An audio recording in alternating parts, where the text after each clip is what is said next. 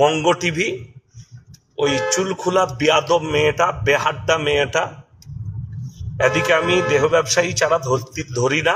তুমি রুজিনাকে দেহ ব্যবসায়ী বলে ফেললো।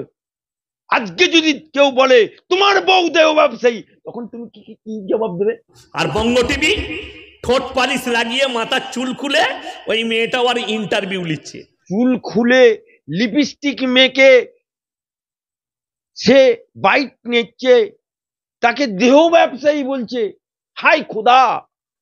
শওকত মোল্লার আলেম না, শওকত মোল্লার এটা জালেম সন্তান।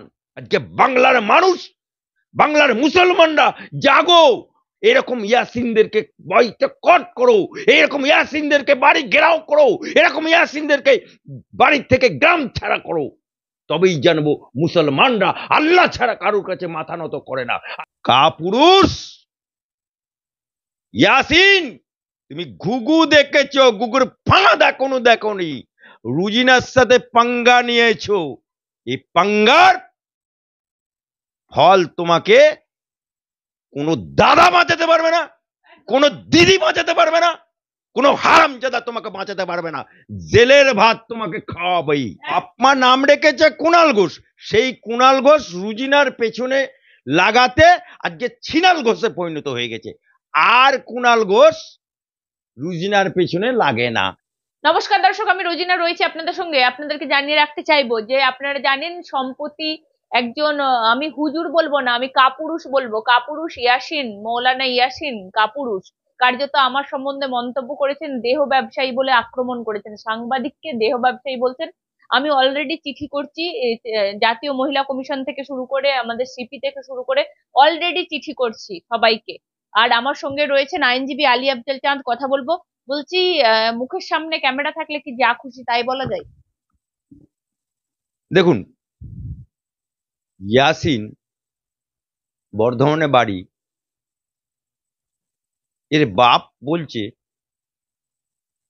যে আমার চারটে বেটাকে গোটা গোটা গরু খাইছি। আর তার বাপ বলছে যে আমার বাড়ি একতলা, আমি সারা জীবন জলসা করলাম, অমুক করলাম। আর আমার একটা বেটা ইয়াসিন, সে রাতারাতি কয়েক বছরের মধ্যে এই তৃণমূল আসার পরে বিশাল বড় জায়গাতে বিশাল বড় বাড়ি এবং ফলস সিলিং দিয়ে করে ফেললো, একটা ছেড়ে চারটে গাড়ি কিনে ফেললো। অর্থাৎ হারাম কারা খায়? হারাম খাওয়া ইসলামের গুনাহ, হারাম কথা বলা ইসলামের গুনাহ। ইসলাম নারীকে সম্মান দিতে বলেছে, ইসলাম নারীকে ইজ্জত দিতে বলেছে, ইসলাম নারীকে অত্যন্ত কোমল ভাবে দৃষ্টিপাত করতে বলেছে। আর সেই ইয়াসিন কাপুরুষ, সে আজকে, আপনি একটা সাংবাদিক এবং উচ্চ ডিগ্রি সাংবাদিক, শুধু বলা যাবে না, অনেকেই সাংবাদিক হয়, কিন্তু সাংবাদিকের উচ্চতম ডিগ্রি, সেই উচ্চতম ডিগ্রি কমপ্লিট করে একটা গ্রাম থেকে এসে কলকাতার মতো শহরে রেপুটেশন তৈরি করা, এবং বাংলার বুকে আজকে রুজিনাকে চেনে না এমন কোনো ব্যক্তি নেই, এমন কোনো নেতা নেই, এমন কোনো পার্টির নেতা নেই যে বঙ্গ টিভি রুজিনাকে চেনে না। আর সেই রুজিনার নামে একজন মুসলমান নারী, সে সংগ্রাম করে জার্নালিস্ট কোর্স কমপ্লিট করে, মাস্টার ডিগ্রি কমপ্লিট করে, সে নিজস্বভাবে কারুর তেল মালিশ না করে নিজস্বভাবে নিজের কর্মযোগ্যতাতে সে খাড়া হয়ে, বাড়িতে একটি বাচ্চা আছে, সেই বাচ্চার কে লালন পালন করে, শ্বশুর বাড়ির ঘর সংসার পালন করে, তারপরে সে তার কর্ম পেশাতে নিজের কোমরের জোরে সে আজকে রুজিনা রহমান এমনি এমনি হয়নি। আর আজ সেই রুজিনা রহমানকে এই কাপুরুষ ইয়াসিন তাকে বলছে চুল খুলে লিপস্টিক মেখে সে বাইক নিচ্ছে, তাকে দেহ ব্যবসায়ী বলছে। হাই খোদা, এই সমস্ত জালেমেরা, এরা আলেম না, শওকত মোল্লার আলেম না, শওকত মোল্লার এটা জালেম সন্তান। যে জালেম আমার ইসলাম বলছে, আমার হাদিস বলছে, আমার কোরআন বলছে, আমার নবী বলছে যে নারীদেরকে ইজ্জত করো, নারীদেরকে সম্মান করো। আর সেই নারী, সেই মুসলমান নারী, আজ মুসলমানরা কোথায়? যখন ট্রেনের মধ্যে একটা দাড়ি ওলা লোককে চর তাপ্পড় কি হয়েছে আমি জানি না, সেখানে নিয়ে সারা বাংলার তোলপাড় হয়ে যেতে পারে। আর রুজিনাকে নিয়ে দেহ ব্যবসায়ী বলে, রুজিনার মতো একটা সজ্জন সৎ ইমানদার নারীকে, রিপোর্টারকে দেহ ব্যবসায়ী বলে। আজকে মুসলমানরা চুপ করে আছে কেন? জবাব দিতে হবে ইয়াসিনকে। আজকে বাংলার মানুষ, বাংলার মুসলমানরা জাগো, এরকম ইয়াসিনদেরকে বয়কট করো, এরকম ইয়াসিনদেরকে বাড়ি ঘেরাও করো, এরকম ইয়াসিনদেরকে বাড়ি থেকে গ্রাম ছাড়া করো। তবেই জানবো মুসলমানরা আল্লাহ ছাড়া কারোর কাছে মাথা নত করে না। আর ইয়াসিন যে জলসা করে, কোন হাদিসে লেখা আছে, কোন কোরআনে লেখা আছে যে জলসা করলে 20,000 50,000 টাকা নিতে হয়? ধর্ম প্রচারের জন্য টাকা নিতে হয়? ধর্ম প্রচার করতে গিয়ে সেখানে একজন সাংবাদিককে গালিগালাজ দিতে হয়, একজন সাংবাদিককে দেহ ব্যবসায়ী বলতে হয়? কোরআনে বলছে একজন দেহ ব্যবসায়ী সে একটা কুকুরকে নিজের জুতো খুলে পানি খাইছিল বলে সে জান্নাতে যাবে, গ্যারান্টি। কিন্তু তুমি মৌলানা হাফেজ কারি হাজি কেউ গ্যারান্টি দিতে পারবে না যে সে জান্নাতে যাবে। আর আজ তুমি রুজিনাকে দেহ ব্যবসায়ী বলে ফেললো।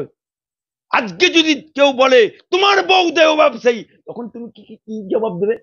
হ্যাঁ, আজকে যদি তোমার বউকে দেহ ব্যবসায়ী বলে, তুমি কি জবাব দেবে? আজকে রুজিনার স্বামী আছে, ছেড়ে দেবে নাকি? তাহলে মিটের জবাব তোমাকে কোর্টে এসে দিতে হবে। ইয়াদ করো তুমি কোন জায়গায় পাঙ্গা নিয়েছো। তুমি রুজিনা রহমানের সাথে পাঙ্গা নিয়েছো। তোমাকে কলকাতার কোর্টে ঘাড় ধরে যদি না হাজির করতে পারে রুজিনা রহমান, তা রুজিনা রহমান বঙ্গ টিভি সাংবাদিকই না। আমি একটা কথা বলছি, আমরা শিক্ষিত হয়েছি, পড়াশোনা করেছি, কষ্ট করেছি, আমরা কি মুসলিম ধর্মের ধ্বজা ধরার জন্য? বা আমরা আপনাদের জন্য প্ল্যাটফর্ম, আমার প্ল্যাটফর্ম আমি অনেক কষ্ট করে গড়ে তুলেছি, আপনাদের মতো কাপুরুষকে জায়গা দেওয়ার জন্য নয়। আর কার জন্য কথা বলবো না বলবো সেটা আমরা ঠিক করব, কি কথা বলবো না বলবো সেটা একমাত্র আমাদের সিদ্ধান্ত হবে, কারোর সিদ্ধান্ত চূড়ান্ত নয়। কারণ আপনি বলছেন কি বঙ্গ টিভিকে বয়কট করো, আরামবাগ টিভিকে বয়কট করো। আরে আপনারা বঙ্গ টিভি দেখে কি আজকে আমরা এই জায়গায় পৌঁছেছি? হাজার হাজার লক্ষ লক্ষ, পশ্চিমবঙ্গ কেন সারা ভারতবর্ষ, ইউএসএ থেকেও আমাকে ফোন এসেছিল রীতিমতো, আমি যখন আক্রান্ত হয়েছিলাম। এত দর্শক আমাদের রয়েছে রীতিমতো। দেখুন এইসব কাপুরুষরা যে মন্তব্যগুলো করে। একটা বাংলায় কথা আছে, আল্লাহ দিলে ফুরোয় না আর বান্দা দিলে কুলোয় না। তা আল্লাহ যখন, মালিক যখন তোমাকে দিচ্ছে নাম যশ খ্যাতি সমস্ত কিছু, তা ওর মতো বান্দা কাপুরুষের কি যায় আসে?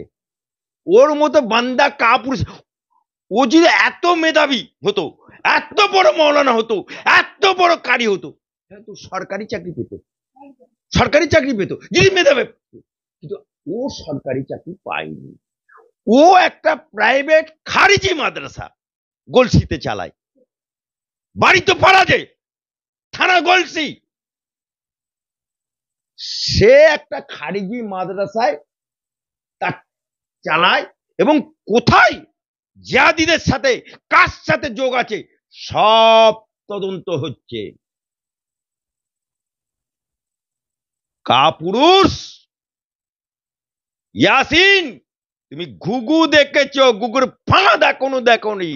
রুজিনার সাথে পাঙ্গা নিয়েছো, এই পাঙ্গার ফল তোমাকে কোনো দাদা বাঁচাতে পারবে না, কোনো দিদি বাঁচাতে পারবে না, কোনো হারামজাদা তোমাকে বাঁচাতে পারবে না। জেলের ভাত তোমাকে খাওয়াবেই। একদম, আমি দেখেছিলাম আমাকে কুণাল ঘোষ 4টে নোটিশ দিয়েছে। আজ পর্যন্ত আমি সেই বোম নিয়ে যেমন ঘুরছি। আপনারা ভেবে নেবেন না এইভাবে আমার পেছনে লেলিয়ে দিয়ে আমাকে জব্দ করা যাবে, এত সহজ নয়। আমি মাটি ময়দান যেভাবে ধরেই থাকবো, আর ময়দান আমি ছাড়বো না। আরেকটা জিনিস, কুণাল ঘোষ তিনি আমাকে জব্দ করার চেষ্টা করেছিলেন, 4টে মানহানির নোটিশ পাঠিয়েছিলেন। আমি তাকে টেনে হাইকোর্টে নিয়ে এসেছিলাম, আর এই হাইকোর্টে এই ইয়াসিনকে নিয়ে এসেই ছাড়বো। জাতীয় মহিলা কমিশন থেকে শুরু করে আমি রাজ্যের সিপি, এমনকি আমাদের যিনি রাজ্যের চাইল্ড অ্যান্ড ওমেন কমিশন আছে তাকেও চিঠি করছি, সাইবার ক্রাইমে চিঠি করছি, আর মানহানির নোটিশ তোর জন্য রেডি হচ্ছে। দেখুন, কুণাল ঘোষ শাসক দলের নেতা ছিলেন, অভিষেক ব্যানার্জির একেবারে ঘনিষ্ঠ নেতা। সেই কুণাল ঘোষ, বাপমা নাম রেখেছে কুণাল ঘোষ, সেই কুণাল ঘোষ রুজিনার পেছনে লাগাতে আজকে ছিনাল ঘোষে পরিণত হয়ে গেছে। আর কুণাল ঘোষ রুজিনার পেছনে লাগে না, কারণ ওই কুণাল ঘোষকে রুজিনা রহমান বঙ্গ টিভির সাংবাদিক এই হাইকোর্টে টেনে হাজির করেছিল। তারপরে ল্যাস গুটিয়ে এখন বইয়ের শাড়ি কাটছে। আর আজ ওই ইয়াসিনকে এই জলসা করে হারাম কামানো, এবং নারী, একজন মুসলমান নারী, একজন মুসলমান হয়ে মুসলমান নারী ইজ্জত হানি মতো কথা বলা, তাকে দেহ ব্যবসায়ী বলা, তাকে হাইকোর্টে এসে দেখা হবে আলী আফজল চাঁদের সাথে, মহামান্য হাইকোর্টে দেখা হবে তোমার সাথে। অ্যাডভোকেট আলী আফজল চাঁদ তোমাকে কিভাবে জেলে ঢোকাতে পারে সেটা দেখে নেবো।